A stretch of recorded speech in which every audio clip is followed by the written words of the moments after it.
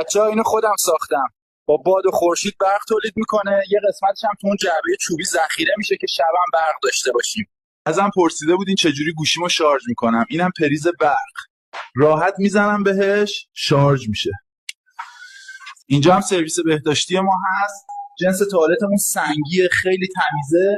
اینو ببینید، لوله کشی آبم انجام دادم. خب بچه‌ها، اینم حموممونه. اینو هم با بامبو ساختم، همین لوله کشی آب بهش وصله، آبم از این بالا میریزه. ازم پرسیده بودین چه شامپویی استفاده میکنم.